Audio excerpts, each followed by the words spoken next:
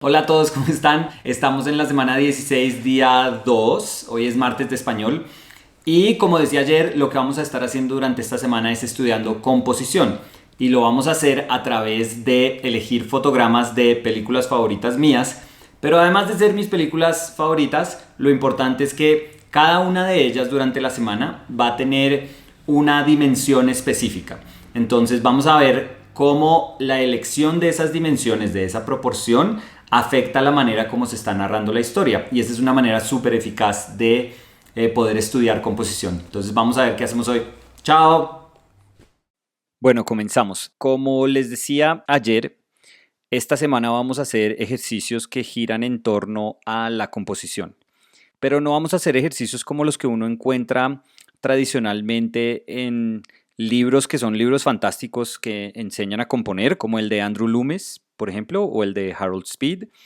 Si ustedes quieren, pueden leer esos libros que creo que van a encontrar muchísima información y con una profundidad a la que un video como estos no puede llegar realmente. Entonces, lo que les propongo durante esta semana es que el ejercicio de composición lo hagamos a partir de ver fotogramas de películas. Y pienso que es la mejor manera de hacerlo porque los directores de fotografía, los directores de estas películas, pues han entendido y han entendido profundamente que la manera más efectiva de poder narrar una historia primero gira en torno a el formato en el que uno elige contar esa historia. Entonces, lo que vamos a hacer durante esta semana para que tengamos una casi que conciencia exagerada sobre lo importante que son las dimensiones de nuestra imagen, es que vamos a tratar de elegir no cinco, porque realmente no encontré cinco y no quería como exagerar y esforzarme para encontrar cinco proporciones distintas, pero sí vamos a ver cuatro proporciones distintas en las que se han narrado historias en el cine. Y además, pues la razón por la que no quise buscar cinco era porque también quería que giraran en torno a películas que me son familiares y a directores que me gustan, para que yo también, cuando estaba viendo qué fotograma escoger, cuando estaba diciendo, uy, le voy a hacer un screenshot, le voy a hacer un pantallazo a este momento de la película, pues que me significara algo contextualmente. No vamos a tratar de hablar tanto de las películas, lo decía ayer porque pues tampoco quiero como spoilear las películas porque hay momentos que son muy chéveres y si de pronto empezamos a contextualizar todo, pues terminamos es hablando de la película, pero sí vamos a tratar de aceptar y de acceder a que la manera como deciden encuadrar esas imágenes para secuencias específicas, pues sí hace eco de lo que están tratando de decir y sí enfatiza como la naturaleza de lo que están tratando de decir. Entonces es súper, súper importante. Nosotros muchas veces como pintores nos sentimos satisfechos muy rápidamente con el hecho de encontrar unas composiciones ya prediseñadas para nosotros. Las ha escogido la persona que arma los lienzos o que arma los bastidores. Lo ideal sería que antes de pensar en cómo se podría pintar una historia, estuviéramos pensando en la naturaleza de la historia que queremos contar y qué formato se acomodaría más a la manera como queremos contar esa historia. Entonces, desde ahí ya estamos pensando en cosas que son fundamentales a el hacer imagen. No tiene nada que ver con si la imagen va a ser pintada o los valores tonales con las que la vamos a pintar. No tiene absolutamente nada que ver con eso. Con lo que sí tiene que ver es con los fundamentos de la forma como vamos a comunicar. Y eso es súper, súper importante. Entonces, ayer, por ejemplo, hablábamos que Yorgos Lantimos escoge para Alpes, para la película Alpes, escoge un formato súper alargado. Es una horizontal súper exagerada. Hay horizontales más exageradas, pero vamos a ver una de esas al final de la semana. Pero esta horizontal, este rectángulo que él escoge es de una proporción de 2,35 a 1. Y eso es impresionante, o sea, si se ponen a pensar, es más del doble de la imagen, o sea, el largo de la imagen es más del doble que la altura. Entonces, el plano de la imagen va a estar ocupado constantemente por momentos en la imagen que tienen que ser activados, en donde tiene que estar pasando algo. Y lo curioso es que en las películas de Lantimos y en especial en esta de Alpes, es que no pasa nada, Pero el hecho de que no pase nada no quiere decir que sea un espacio inactivo o muerto, sino que es un espacio que añade a esa noción de que uno tiene que recorrer ese espacio, uno tiene que pasar por ese espacio y hay veces como una especie de travesía por ahí que no tiene que ser un paseo así súper emocionante, es casi que un paseo obligatorio que uno tiene que hacer por toda la imagen, pero que hace que uno se sienta incómodo. Pero es que la sensación de incomodidad que hay en la imagen, ese desconcierto que uno siente teniendo que estar balanceando o intentando balancear la imagen, es el mismo desconcierto que uno tiene con la naturaleza de lo que uno está viendo, con la naturaleza humana que él refleja, que eso se me hace increíble. Entonces, ahí encontramos un paralelo perfecto de lo que está haciendo el observador tratando de encontrar como un balance en la imagen y lo que está tratando también el observador de hacer con la narrativa de la película, de lo que está pasando con la historia, que es que uno trata de decir, uff, pero esta violencia muy repentina que ocurre en esa secuencia de ese baile, de esas clases de baile, que fue lo que hicimos ayer, esa violencia repentina, uno dice, le voy a tratar de encontrar razón de ser, aunque es casi imposible encontrarle razón. Entonces ese tire y afloje en la imagen es perfecto, ese formato es absolutamente perfecto, es perfecto como las figuras se ven recortadas.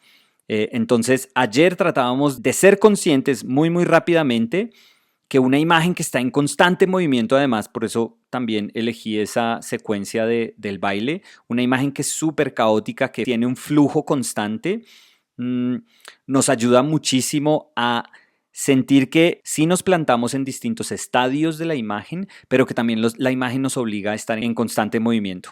Para hoy vamos entonces a ver a otro director y es algo totalmente distinto, que es Wes Anderson. Entonces, Yorgos Lanthimos es de mis directores así súper favoritos y Wes Anderson también lo he amado desde hace muchísimos años.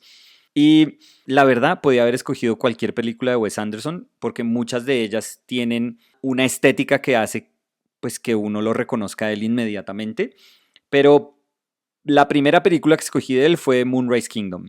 Se me hace bellísima, o sea, esa estética de color de los 60s se me hace perfecta. Además, él siempre hace esos colores que son un poquito desaturados, donde no hay mucho contraste. Se me hace absolutamente perfecto. Pero una de las cosas que Wes Anderson hace en todas las películas, esto sí es casi en todas las películas, es que tiene secuencias donde hay simetría.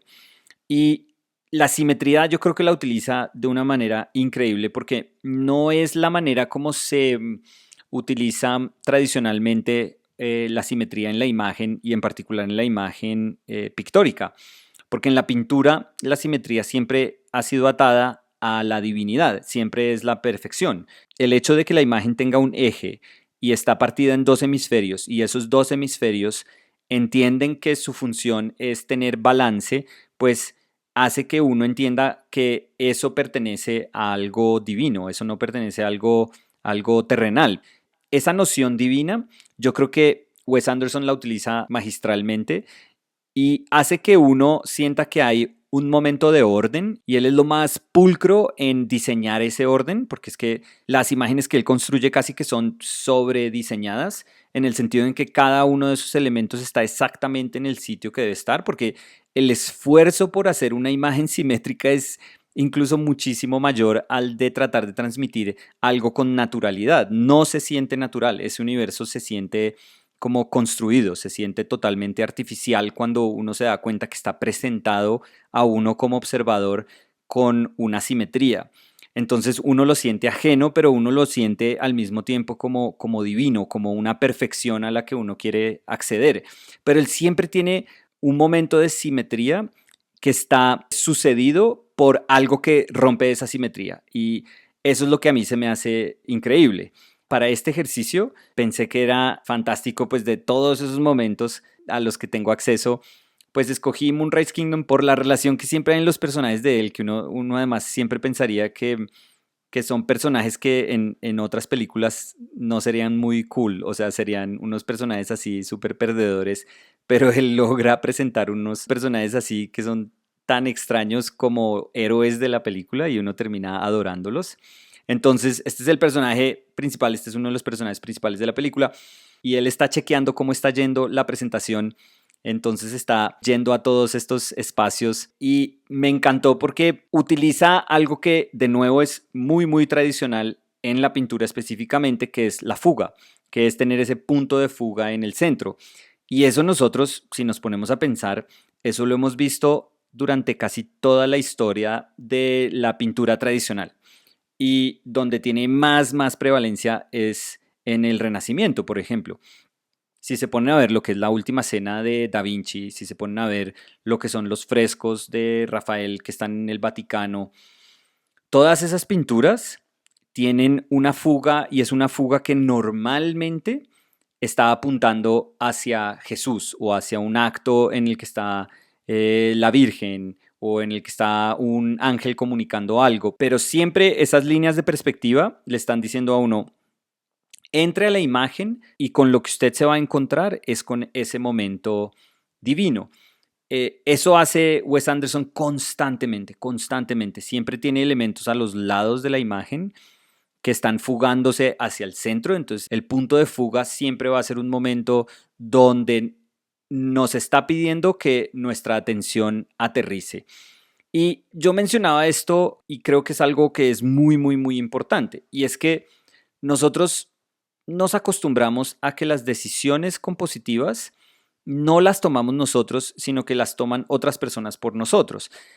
¿Y en qué sentido digo esto? En el que uno cuando compra bastidores, pues ya tiene una dimensión y por ejemplo en Estados Unidos uno puede comprar bastidores pares, o sea, lo que le venden a uno es como, ay, sí, voy a comprar dos de 20 que empatan con cualquier otro, con otros dos pares, entonces dos de 20 por 24, dos de 20 por 16.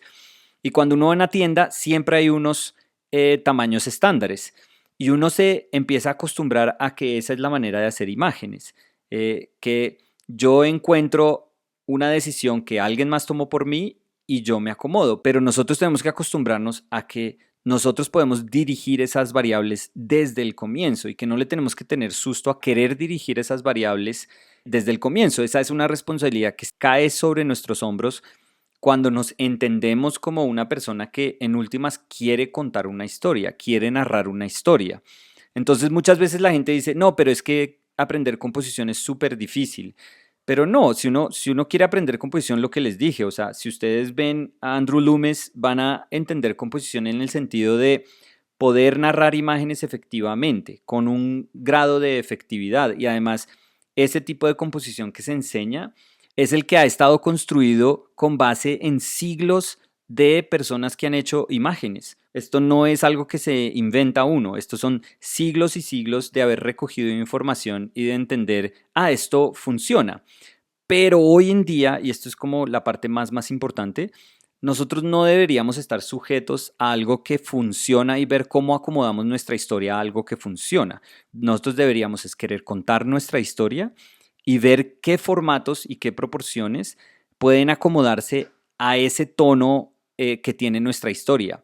Entonces, ahí es donde cuando yo dictaba clases o cuando dicto los talleres, yo siempre le decía a las personas, pero piense cuál es la manera más adecuada de transmitir lo que quiere, qué es lo que puede enfatizar dentro de la historia que quiere contar, para ver si eso nos puede dar una pista de las dimensiones en cuanto pequeño o grande, pero lo más importante, en la relación entre alto y ancho, que esa es una de las más fundamentales, y a ver cómo podemos encontrar un sitio para esa historia, un sitio que albergue naturalmente a esa historia. Y pienso que el ejercicio que vamos a hacer esta semana es de las maneras más naturales, pero también pues que tiene como una cercanía con nosotros, porque en últimas yo creo que todos nosotros tenemos películas favoritas y películas que nos encantaría investigar haciendo un ejercicio simplísimo que es diciendo me la voy a ver y cada vez que yo vea que hay una secuencia que me interesa, pues nada, le doy barra espaciadora y hago un pantallazo e investigo por qué funciona ese momento de la película, pero de nuevo, no es solo entenderlo como diagonales, gesto, curvas y de dónde está la jerarquía en la imagen y cómo es que debo recorrer estos planos para llegar a ese punto donde el director me está pidiendo, hey, esto es lo más importante, dónde está el enfoque. No tanto eso, sino también entender que esas decisiones de cómo encuadrar esas secuencias tienen que ver con lo que es el tono grandísimo que está abrazando como a toda esa historia. Y esos momentos específicos de esas historias tienen que obedecer y transmitir una sensibilidad muy particular también. Entonces, eso es lo que no podemos como dislocar de la imagen. Tenemos que entender que sí, puede ser una imagen preciosa. Hay veces hay películas que la fotografía es preciosa y son películas pésimas y le cuesta a uno darse cuenta de cuán bella es la fotografía porque pues uno no está conectando con la historia que se está narrando. Entonces, lo importante es que uno diga, entiendo por qué todas estas variables están trabajando en conjunto para que yo pueda tener una empatía, tener una conexión con la manera como se está narrando la historia. Eso es lo más importante de la composición. Es una cosa que es absolutamente abstracta, que no merece la pena estar casi que enjaulada en parámetros clásicos, porque hoy en día ya pasó el siglo XX y ya hoy en día podemos contar una historia como se nos dé la gana. Entonces tenemos que aceptar esa libertad, pero también entender que la libertad que tenemos para construir historias en formatos que pueden ser tan personales como nuestras historias, pues también tiene un grado de responsabilidad donde tenemos que ser conscientes de que las decisiones que tomemos tienen que ir en pro y no en contra de las cosas que queremos contar, de la historia que queremos narrar. Entonces, de nuevo, esta es una invitación para que ustedes busquen esas películas. Yo obviamente tengo mis películas favoritas, mis directores favoritos, pero pues ustedes pueden hacer este ejercicio cuantas veces quieran. Yo le estaba diciendo a Dani que quisiera hacer el doble o el triple de imágenes porque el ejercicio merece como hacer todo ese montón de imágenes. Entonces es también como una invitación para que todos hagamos esto. Eso es, entonces mañana seguiremos. Creo que vamos a repetir el formato de hoy, pero les voy a hablar de mañana de una película que es de mis favoritas y de cómo esa secuencia tuvo un impacto enorme sobre mi pintura. Entonces eso para que vean el video de mañana que voy a hablar un poquitico de eso. Entonces muchas gracias por acompañarnos hoy. Nos vemos mañana. Chao.